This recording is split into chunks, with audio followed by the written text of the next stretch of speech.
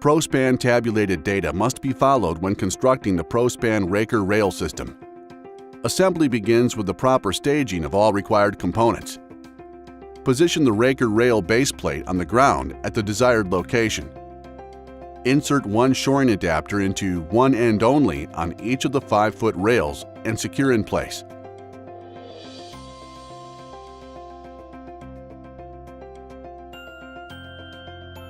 Once this has been done, invert one of the rails so that the shoring adapter is at the bottom of the rail.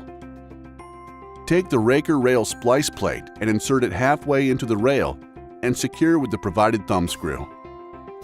On the remaining rail, attach a Prospan extension to the shoring adapter and lift it into position atop the exposed splice plate and secure with thumb screw. While one worker holds the rail assembly in place, the other worker attaches a Prospan shore to the lower shoring adapter of the base plate. He then extends the piston of the Prospan onto the rail shoring adapter. The outer collar of the Prospan is then rotated until the hole in the piston that is closest to the outer collar is exposed. The tethered pin is inserted through this exposed hole, and then the collar is rotated until it firmly engages the pin.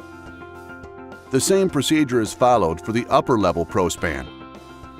Having assembled the first Raker rail, the process is repeated for all remaining Rakers. Attach one Raker rail nailing pad to each end of the Prospan shores. You'll need to add your own nailing block. Attachment holes are provided. Install cross bracing to join each of the rails together. Position a ground timber behind each base plate, securing both with ground spikes.